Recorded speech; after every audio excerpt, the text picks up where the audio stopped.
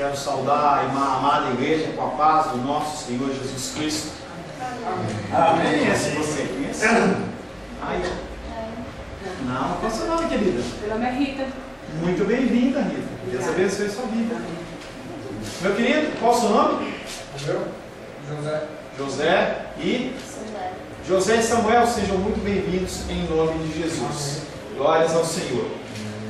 Em nosso último encontro, estivemos meditando sobre o tema conhecer a Jesus é conhecer ao Pai. Superficialidade é o que tem em voga nos dias de hoje.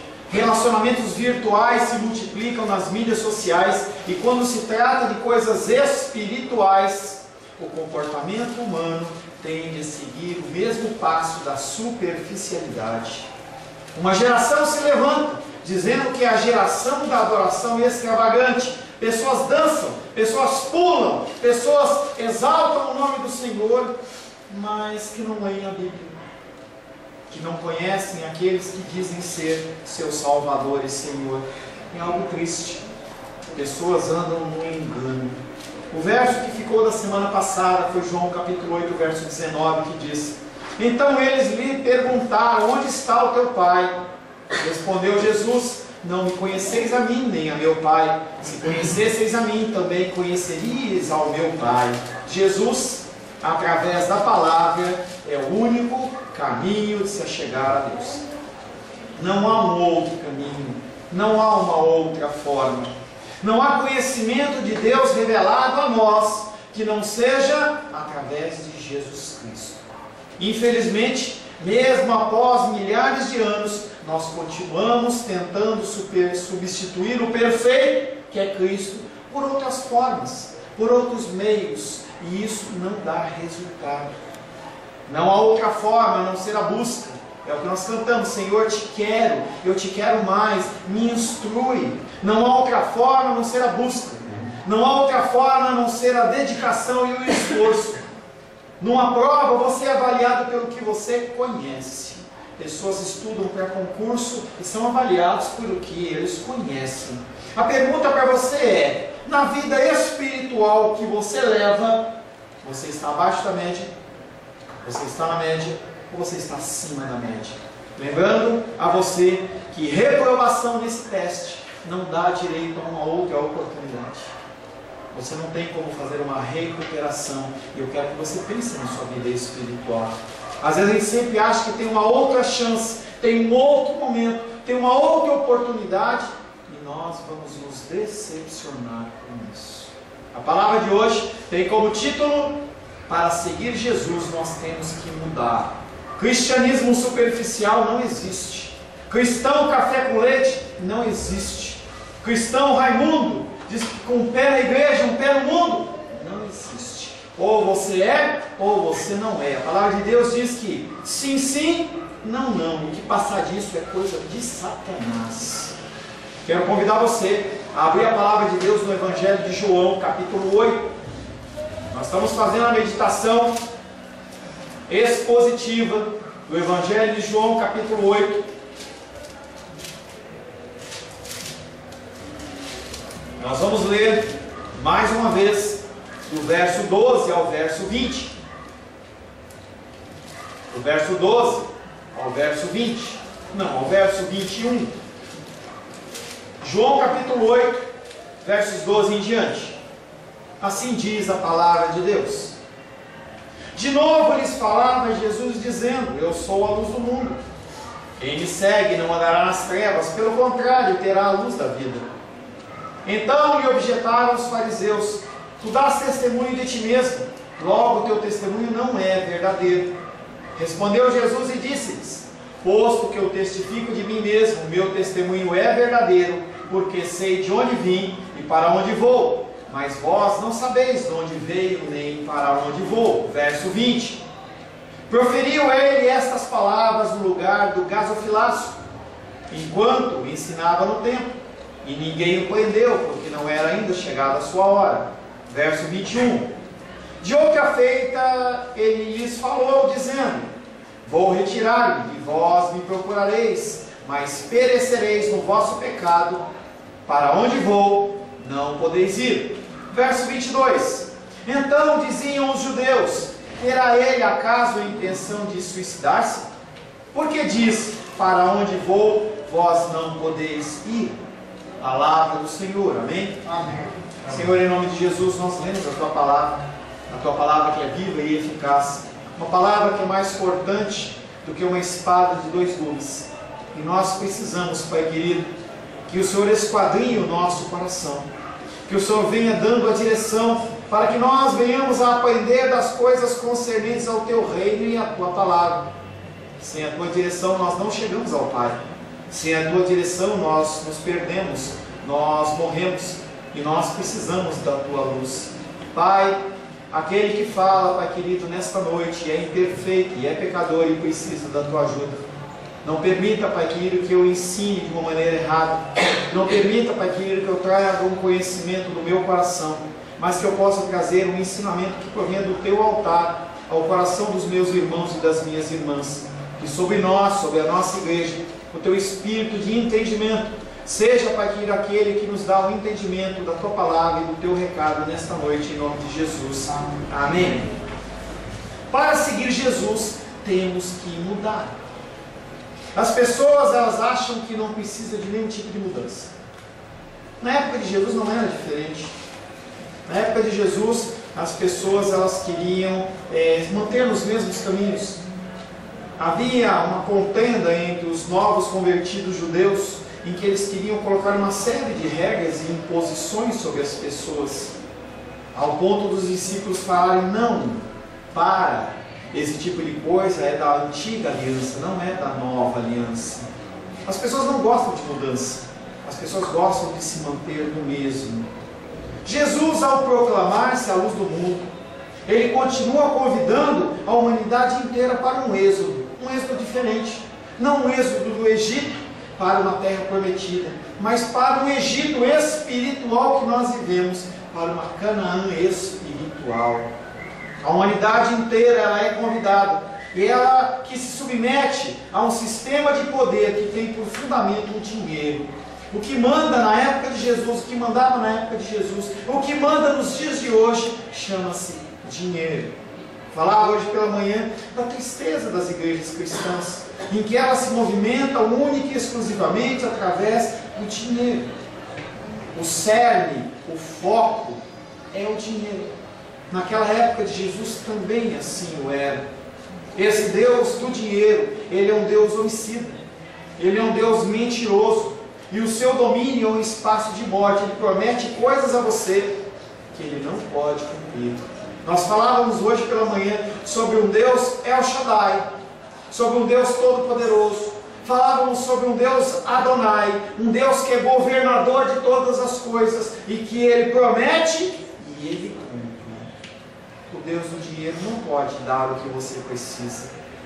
Ele pode prometer coisas, mas a gente vê que isso não é uma verdade. Seguir Jesus no seu êxodo dá a experiência da vida, mas o convite de Jesus é sentido pelos opressores como uma acusação ao seu estilo de vida.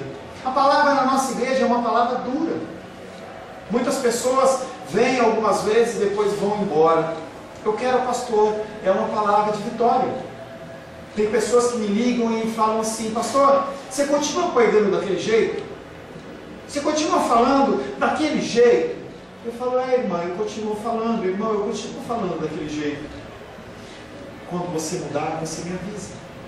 Eu quero uma palavra de vitória. Eu quero uma palavra que você me anime. Mas nós estamos doentes, nós estamos enfermos. Eu não tenho uma palavra de vitória para você. Eu tenho uma palavra de esforço. Eu tenho uma palavra de dedicação. Eu tenho uma palavra que vai levar você à transformação e mudança na sua vida. Muito mais no sentido de vida eterna do que no sentido de vida temporal. Brincávamos hoje com a titia. Semana passada estava eu brincando com a Diana. Falando assim: pô, e o crepe? E o crepe? Lembra, né? E aí eu falava assim: pô, titia, seu aniversário está chegando. Nesse aniversário não tem crepe. Mas será que você, com 100 anos, você vai fazer? E ela respondeu para mim assim: só Deus sabe. A gente não sabe o que vai acontecer.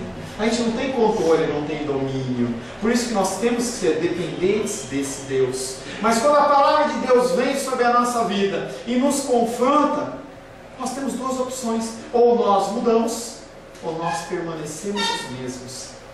Quando nós permanecemos os mesmos, nós nos afastamos do Senhor, porque a palavra dele deixa de ser verdade nas nossas vidas e nós vamos procurar outras coisas. Para defender-se, as pessoas que são confrontadas pela palavra negam a autoridade da mesma. Jesus não faz nenhum esforço para lhes demonstrar a sua autoridade, somente a entende quem está a favor do homem, e é por isso sensível ao Espírito de Deus. E a gente não tem que se preocupar com isso, porque se a pessoa não é sensível ao Espírito de Deus, a palavra ela entra, difícil de engolir, e entala na garganta. E isso é normal. Nós só podemos clamar que o Senhor haja sobre as nossas vidas. Por isso que o fim da minha oração foi que o Espírito do Senhor, o Espírito de entendimento, seja sobre a minha vida, seja sobre a sua vida, para que o recado dado por essa voz, por esse ser humano falho e pecador, possa gerar mudança na sua vida. Quem despreza o homem não pode compreender Jesus nem conhecer a Deus. Quem se sentir acusado pelas palavras de Jesus, ele é acusado pelo próprio Pai. A palavra de Deus que nós vamos meditar, o primeiro versículo, está em João capítulo 8, verso 20. O final desse discurso que nós vemos trabalhando e o início do próximo. Jesus pronunciou essas palavras no lugar chamado do tesouro, enquanto ensinava no templo.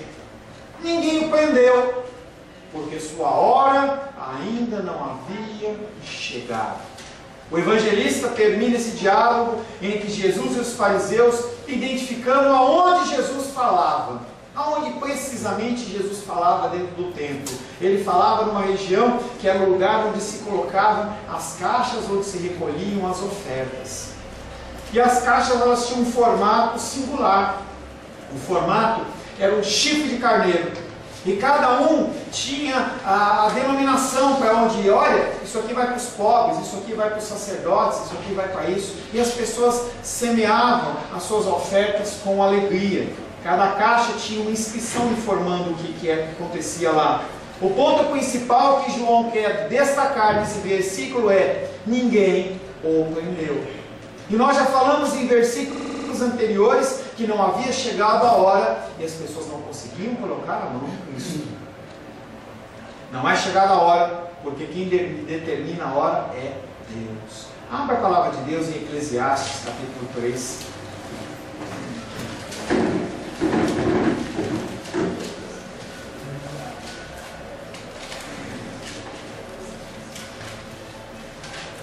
Um texto conhecido, mas que quando nós estamos passando muitas dificuldades, nós esquecemos. Eclesiastes capítulo 3, nós vamos ler do verso 1 ao 8, é uma leitura corrida.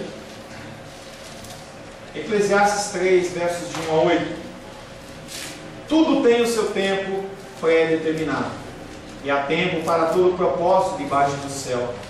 Há tempo de nascer, tempo de morrer, tempo de plantar, tempo de arrancar o que se plantou, tempo de matar e tempo de curar, tempo de derrubar e tempo de edificar, tempo de chorar e tempo de rir, tempo de prantear e tempo de saltar de alegria, tempo de espalhar pedras e tempo de ajuntar pedras, tempo de abraçar e tempo de afastar-se de abraçar, tempo de buscar e tempo de perder, tempo de guardar e tempo de deitar fora, tempo de rasgar e tempo de coser, tempo de estar calado e tempo de falar, tempo de amar e tempo de aborrecer, tempo de guerra e tempo de paz. Verso 1 de novo.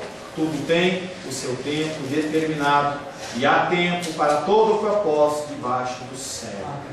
É uma palavra que tem que trazer consolo nas nossas vidas, conforto. O nosso Deus, que é um Deus que controla e rege todas as coisas, Ele tem um tempo para tudo. Se o teu tempo hoje é um tempo de dor, viva glorificando a Deus num tempo de dor. Se é um tempo de alegria, se alegre, glorificando a Deus no seu tempo de alegria. Nós vivemos um tempo de alegria na nossa igreja. O casalzinho aqui está casando. É alegria, é momento de alegria. Mas há momento de dor. Acompanhava eles há um tempo atrás, lembra, Raiane? Tempo de sofrimento e dor. E a gente junto andava. E a Raiane chorava de tristeza pelas coisas que estavam acontecendo. Mas tudo no controle do Senhor. Quando a gente menos pensava, puf, passou. Ué, cadê a luta? Cadê a dificuldade? Foi embora.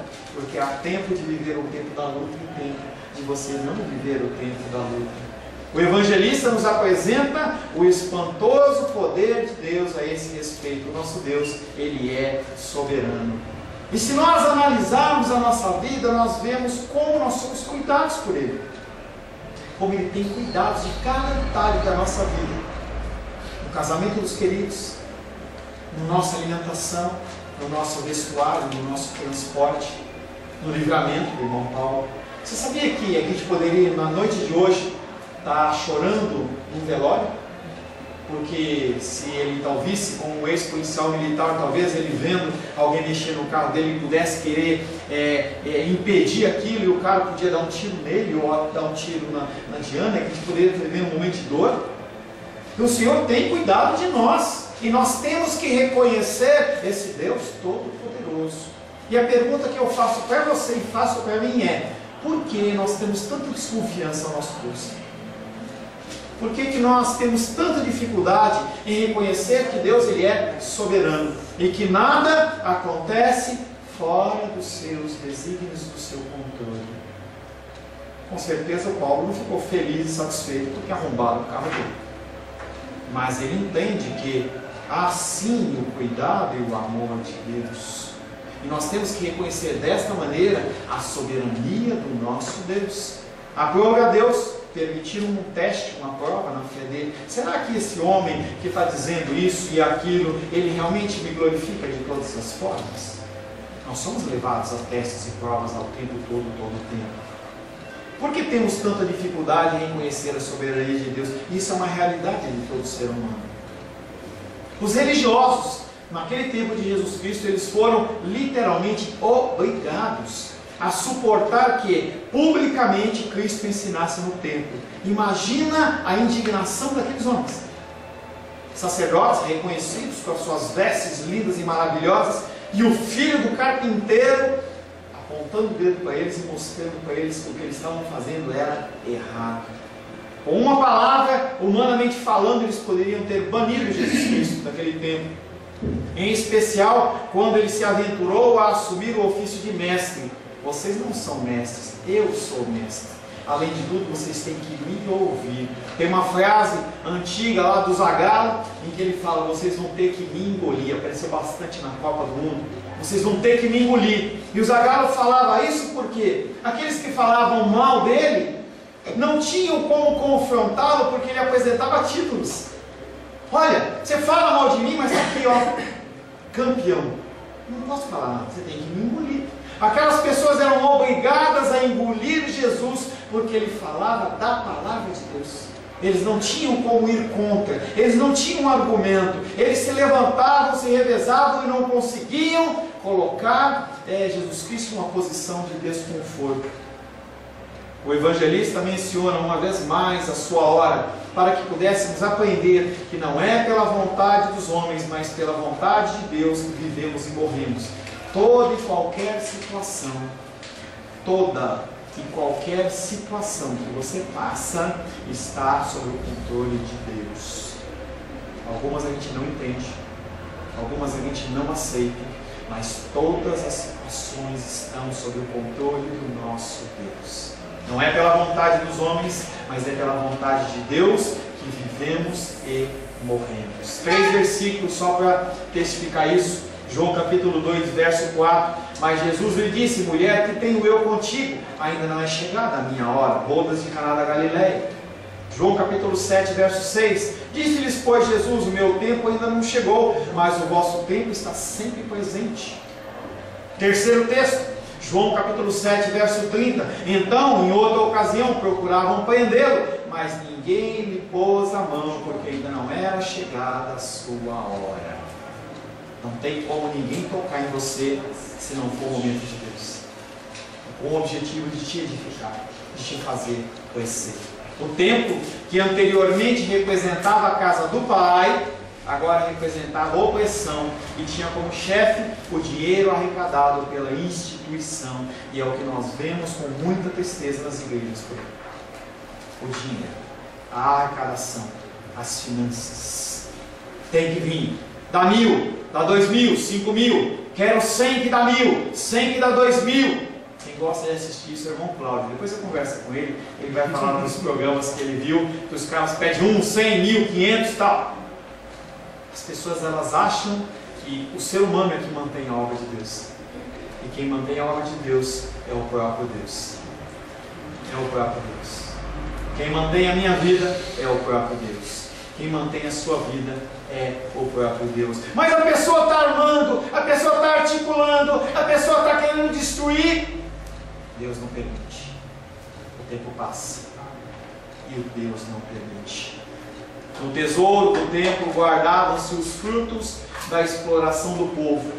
Jesus havia chegado por obediência ao Pai naquele lugar clandestinamente. Se você se lembra, em João capítulo 7, verso 10, quando era o início da festa, os irmãos de Jesus falaram: vamos para a festa. Ele falou: não vou agora. Todo mundo sobe e ele sobe depois de um oculto. Mas depois que seus irmãos subiram para a festa, então subiu ele também, não publicamente, mas em oculto. Também ele sai em oculto, também por obediência ao Pai, e volta à clandestinidade. João capítulo 8, verso 59. Então pegaram em pedras para atirarem nele, mas Jesus se ocultou e saiu do templo. Uma análise literal desses versículos vai falar assim: Jesus estava com medo. Estava com medo nada. Ele sabia que Deus estava no controle de todas as coisas. Enquanto não fosse a hora, enquanto não fosse o momento, não ia acontecer nada. Tanto que lá no monte do Getsemane, depois de ele fazer as orações, depois dele suar sangue, ele fala assim: levantem, porque é chegada a minha hora. Longe de medos e sentimentos humanos de rejeição, as ações de Jesus são sempre e totalmente direcionadas pelo Pai. Jesus é o verdadeiro santuário de Deus. É incompatível com o templo ao qual Deus Pai foi desalojado, para que fosse instaurado nele a adoração a Mamon. Quando você analisa o texto de Ezequiel e você vê o momento pós-cativeiro babilônico, do primeiro cativeiro babilônico, você começa a observar que a figura de Deus que estava dentro do templo, ele vai a Ezequiel e fala: olha, eu estou indo embora, porque olha na porta do templo, as pessoas estão adorando um Deus Sol. Olha lá dentro tem uma outra divindade, olha lá tem outra divindade. Eu não divido o mesmo espaço. Se você divide o seu espaço do seu coração com outros deuses, Deus ele se afasta. Ele deixa que você seja levado pelos deuses que você adora. Nós não adoramos imagens de escultura, mas nós temos dentro do nosso coração outros ídolos. Ídolos que são muito mais sérios, muito mais perigosos do que uma imagem que não pode fazer absolutamente nada. Estava lá uns 15 dias atrás passeando lá na catedral com meu filho que tinha vindo de Cuiabá, e aí eu olhei ali no pé daquela estátua de bronze, acho que é de bronze, o pezinho todo brilhando. Aí eu olhei para minha filha: sabe por que está brilhando? Porque as pessoas vão lá e passam a mão nela, procurando o que? A bênção. Essa imagem não faz tão mal como uma imagem que está no seu coração, como está no meu coração.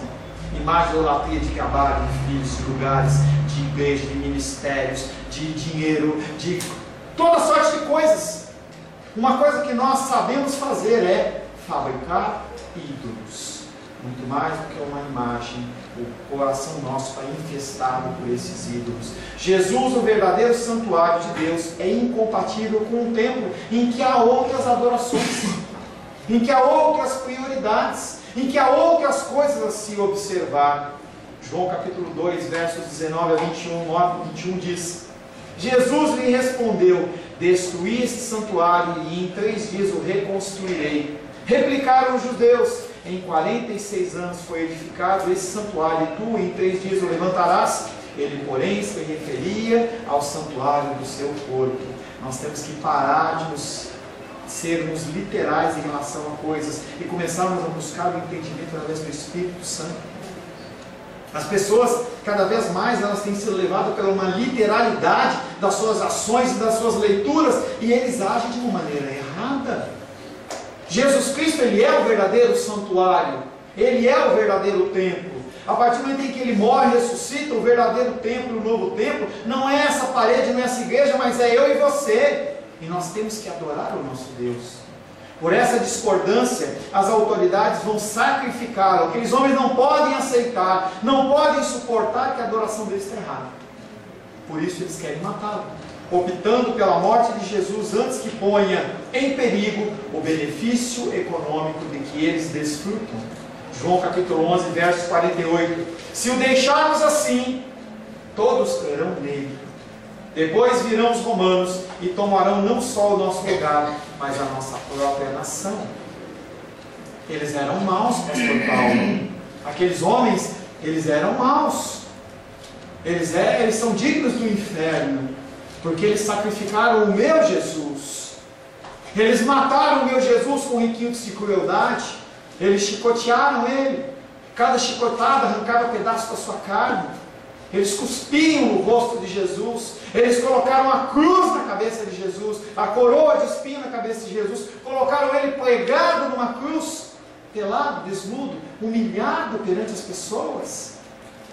Eles são maus. Será que nós não fazemos o mesmo? Será que a cada dia nós não matamos Jesus Cristo com os nossos pensamentos, com as nossas murmurações, com as nossas reclamações? Será que quando nós proferimos palavras que não são palavras que provêm da palavra de Deus, ou são contrárias à palavra de Deus, nós não estamos cuspindo na cara de Cristo? Não, pastor, eu não faço isso. Faz. Nós fazemos isso todos os dias. Eu faço isso todos os dias. Você faz isso todos os dias. Quando você não demonstra amor por uma pessoa, você faz isso. Você cospe na cara de Cristo. Mas eu não bati o martelo. Bateu. Nós somos participantes do sacrifício de Cristo na cruz. Se você é um salvo, se você é uma pessoa salva por Deus, você foi participante do sacrifício de Cristo na cruz do Calvário. Nós diariamente nós o matamos através dos nossos pensamentos e das nossas atitudes. Nós somos piores do que eles. Nós o matamos todos os dias. Eles mataram um dia só. Nós o matamos todos os dias. João capítulo 8, verso 21. É o segundo versículo que nós vamos meditar.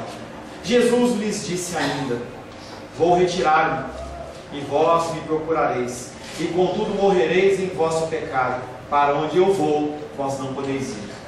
Um versículo pequeno, com muitos ensinamentos.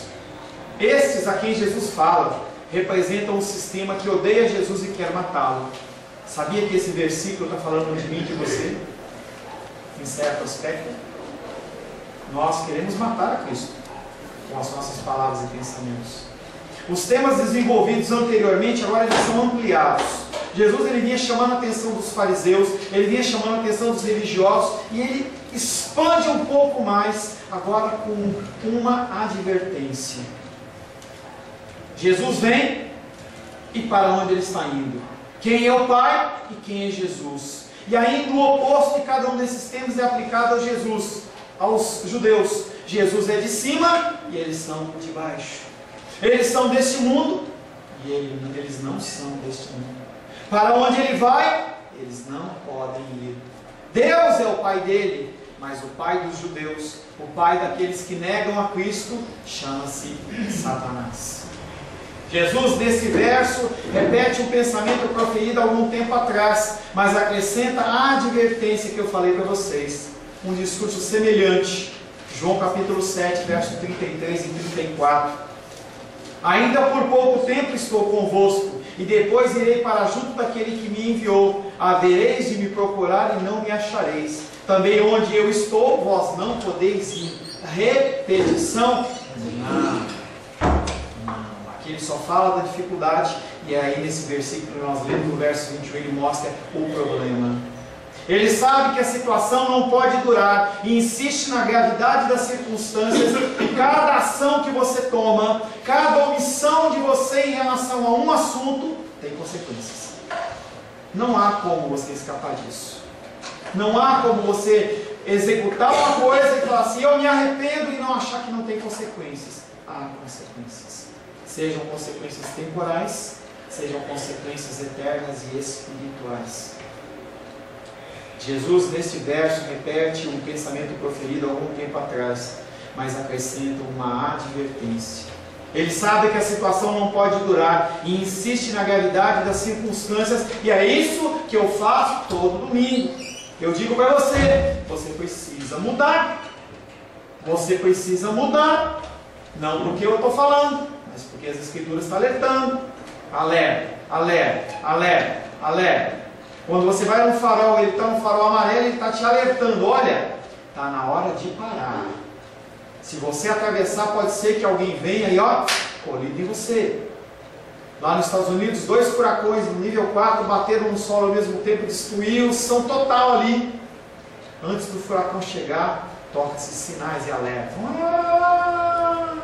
Segunda guerra, primeira guerra, quando os bombardeiros estavam chegando, tocava-se aquele alarme para as pessoas irem para os seus abrigos.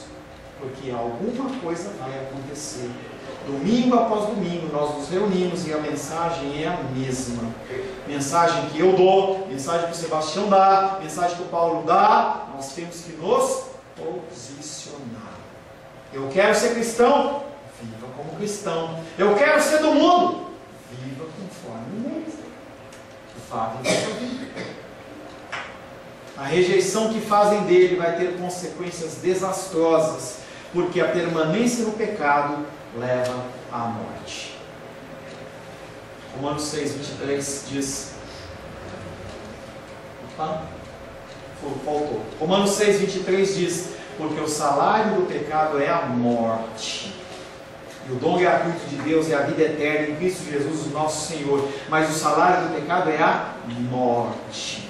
Se você está na vida de trabalho ainda, você não está aposentado, no fim do mês, você vai lá no banco, no dia quinto, dia útil, que dia que seja, está lá o seu salário. Se você é aposentado, também tem. O salário de todo um trabalho que você fez foi um pagamento remunerado. Mas o salário do pecado é o quê? Morte. Morte. O desastre ameaça a todos, ameaça a mim, ameaça a você. Mas a responsabilidade nesse momento que Jesus está proferindo recai sobre os dirigentes, aos quais, desejando e clamando a morte de Jesus, recebem agora a advertência de que são eles que estão em perigo de morrer. Eles estão em perigo de morrer. Cuidado com o muito conhecimento que você tem.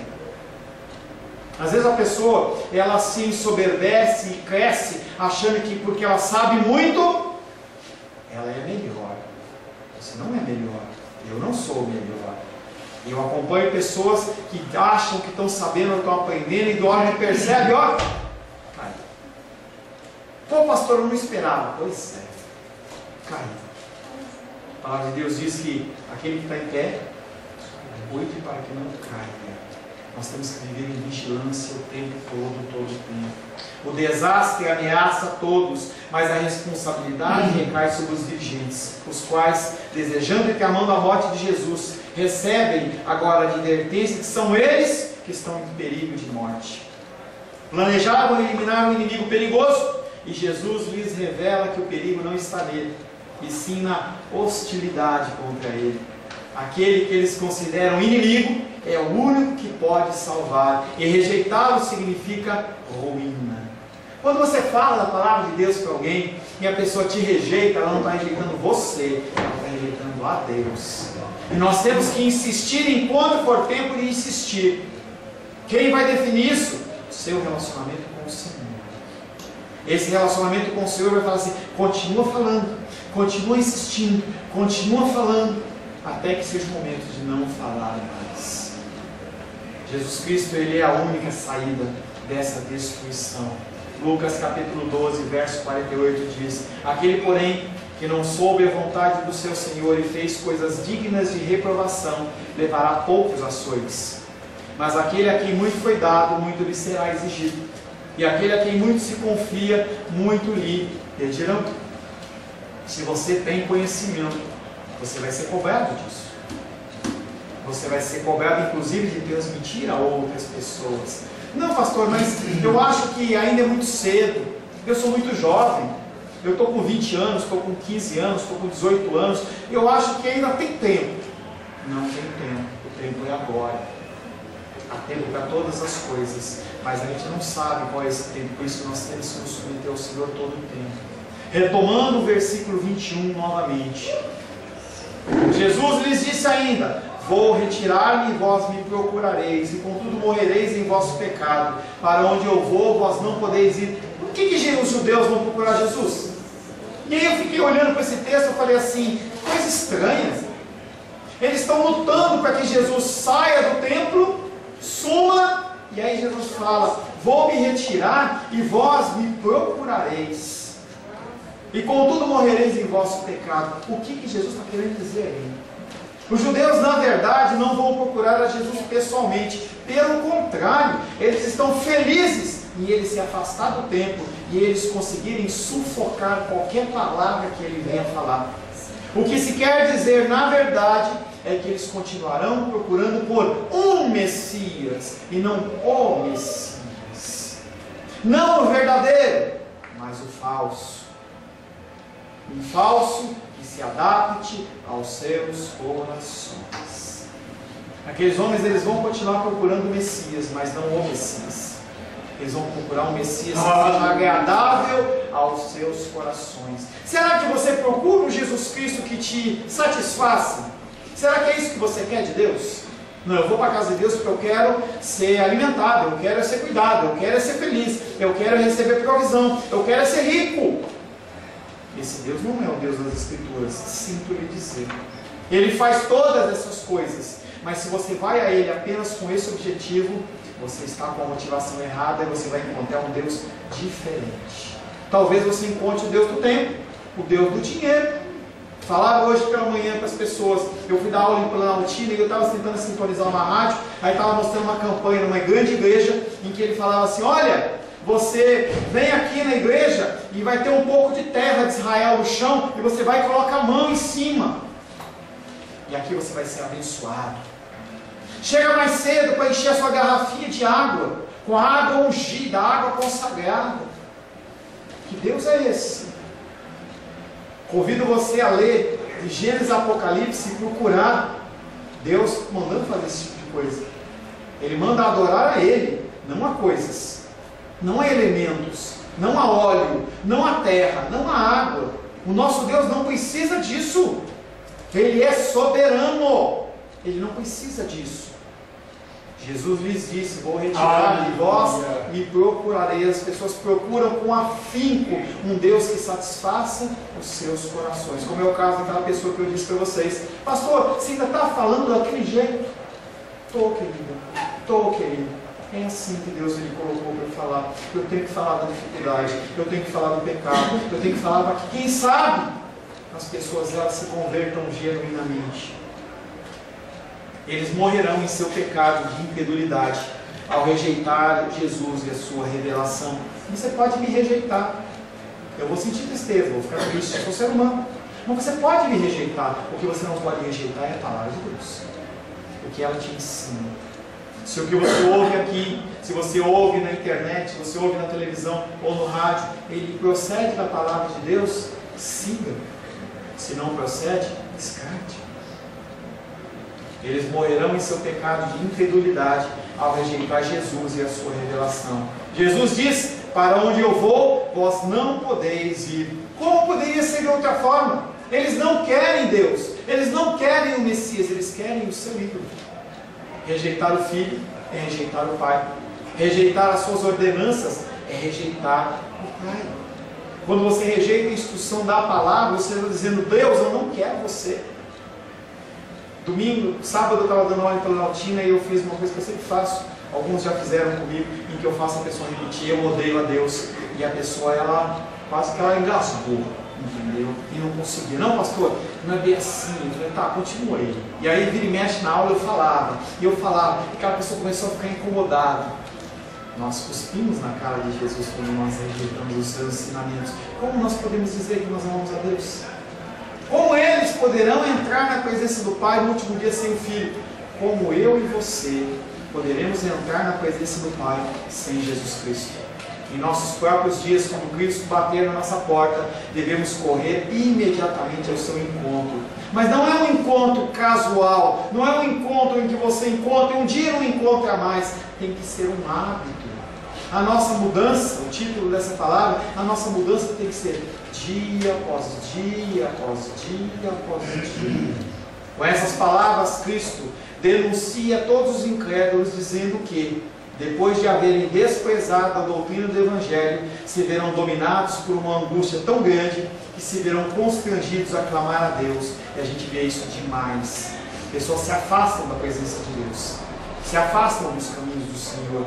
Eu não quero mais. Mas quando a luta e a dificuldade vem sobre a vida da pessoa, a pessoa começa a ficar desesperada. E Jesus Cristo está dizendo: vai haver um dia que esses gritos de angústia nada resolverão.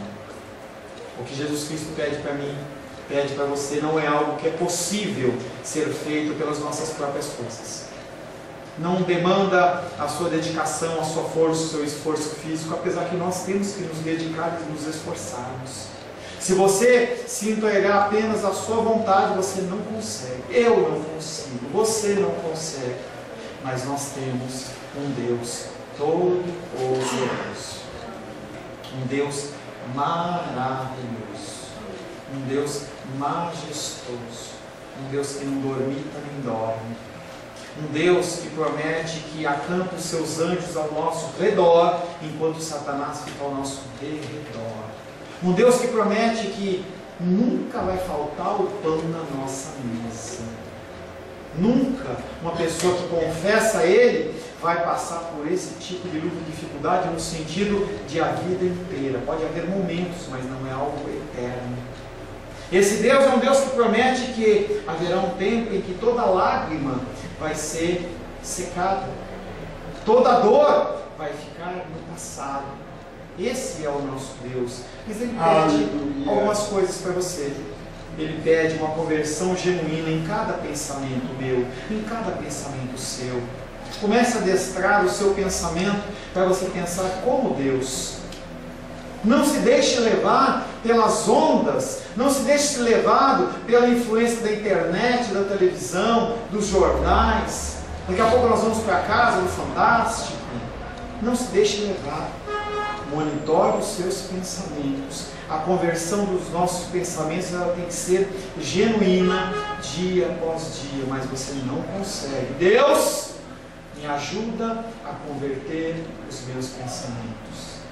Ele também pede que você se converta genuinamente em cada ação. A nossa vida não é uma vida de uma espiritualidade vazia. As coisas que você ouve na palavra de Deus, elas podem ser colocadas e devem ser colocadas em prática todo dia, o dia todo. As pessoas elas vão a nós pedindo auxílio e nós temos que olhar para essas vidas da mesma maneira que Cristo olhou para nós, com amor. A verdadeira santidade é a demonstração de amor. Quando Jesus Cristo resume toda a lei em 2 mandamentos, amar a Deus sobre todas as coisas e o próximo como a ti mesmo, Ele está falando, quando você quiser cobiçar a mulher do próximo, lembra que você também tem. Quando você pensar em cobiçar a casa do próximo, o trabalho do próximo, quando você pensar em falar mal de alguém, pensa se você gostaria que alguém falasse mal de você. Quando você tiver a oportunidade de estender a mão para alguém que está com dificuldade, lembra que quando você estiver com dificuldade, você também quer que seja estendida a mão para você. É o final do discurso que Jesus Cristo diz, que fala, nem todos que chamam Senhor, Senhor entrarão no reino dos céus. Se uma pessoa está doente, você sabe que ela está doente, vá visitá-la. Mas pastor, eu não tenho tempo. Ache tempo. Porque quando você estiver enfermo, você vai querer que alguém te visite. São coisas tão simples e tão difíceis da gente colocar em prática. Conversão genuína em cada pensamento, conversão genuína em cada ação, conversão genuína a cada dia. Dia após dia nós temos que nos alinhar, nos acertar, nos corrigir. Dou esse exemplo no aula de faculdade. Antigamente, quando um navio ele saía de um ponto para outro, eles faziam correções através de um equipamento chamado sextante. A gente olhava para esse filme de piratas, os caras olhando lá, eu nem sei como funciona aquilo, mas as pessoas conseguiam olhar para as estrelas e conseguiam medir, pô, eu não estou tão ruim assim, vamos corrigir aqui, corrigir ali. Havia o início daquelas cartas náuticas em que mostravam algumas ilhas, algumas coisas, e as pessoas se baseavam, e a correção ela tinha que ser feita muitas vezes por dia. Porque senão a pessoa saía do Brasil para chegar na Europa, chegava na África. E esse é um perigo que nós passamos. Quando você acha que a sua conversão ela é só um dia. Pastor, eu aceitei Jesus como meu Senhor e Salvador. Aleluia por isso. Eu fui batizado. Aleluia por isso. Só isso. Você não tem mais nenhuma mudança a apresentar, nenhuma transformação. Uma palavra que você dizia, você não fala mais. Uma omissão que você agia, que você tinha, você para e você vai começar a agir. Falava hoje pela manhã, nós temos um projeto social nos sábados pela manhã, uma vez por semana, 2 horas, mais ou menos, 2 a 3 horas, das 9 ao meio-dia, em que nós temos a possibilidade, é um privilégio da nossa igreja, da gente poder ir lá ajudar essas pessoas. Se você não pode ir, auxilie com alimento. Falo todos os domingos com você, está na hora de eu parar de falar, mas a casa está vazia, eu tenho que continuar falando. Você abre a despensa da sua casa, tem comida lá, e tem pessoas que estão com fome. É uma forma de você mostrar que a sua conversão ela é genuína, porque você se preocupa com o outro, como você gostaria que preocupassem com você. Imagina você chegar em casa hoje e você não ter o que comer. Será que você ficaria feliz? Muitas dessas pessoas que nós ajudamos na favela, elas vivem essa condição. Mas ele é vagabundo, ele não trabalha. Não cabe a mim julgar, não cabe a você julgar. Cabe a nós a gente estender a mão e ensinar. Eu quero ajudar. Vai lá. Fala com o Sebastião, fala com a Glenda, fala com a Rosângela, fala com a Edilene. Tem sido bom, Edilene? Tem sido bom. Separa um tempo. Faça isso, é tempo de você ajudar as pessoas. Vai lá na favela, veja como funciona. Vê uma pessoa com um chinelo lá, havaiano quebrado, vai lá no mercado, compra um chinelinho e leva para aquela criança. É isso que Jesus Cristo quer de nós. E Ele nos capacita com uma conversão genuína em cada pensamento, uma conversão genuína em cada ação, uma conversão genuína a cada dia. Nós não conseguimos por nós mesmos, mas o Senhor Ele nos capacita a fazer isso. Feche seus olhos. Senhor Deus, mais uma vez nós temos a palavra sobre mudança e transformação. E nós, Pai querido, muitas vezes, como que aquelas mulas empacadas, nós continuamos na mesma posição. Nós continuamos, Pai querido, vendo o tempo passar. Continuamos vendo, Pai querido, as pessoas necessitadas e carentes. Continuamos olhando para nós no espelho e vendo as mesmas pessoas de 5, 10, 15 anos atrás, sem nenhum tipo de mudança. A palavra de Deus muitas vezes não nos toca mais. Nós damos risada. Enquanto a palavra está sendo pregada, nós damos risada. Seja externamente, seja interiormente. E se não assim o fazemos, quando nós nos deparamos com situações no dia a dia, nós simplesmente esquecemos o que foi falado. Mas o Senhor é um Deus fiel, é um Deus que tem todo o tempo do mundo, um Senhor que é um Deus poderoso, um Deus que converte os corações ao Senhor. Por isso, Pai, nós entregamos mais uma vez a nossa vida, o nosso coração nas Tuas mãos, pedindo para que nós possamos mudar nesta semana. Que no próximo domingo, Pai querido, nós não necessariamente venhamos à frente falar, mas que nós possamos nos apresentar perante o Senhor e dizer: Senhor, eu não mudei muito, mas eu mudei nisso. Eu consegui olhar uma vez, 2 vezes para o meu irmão, como eu gostaria que eu fosse olhado. Me ajuda, nos ajuda, é o que te pedimos em nome de Jesus. Amém.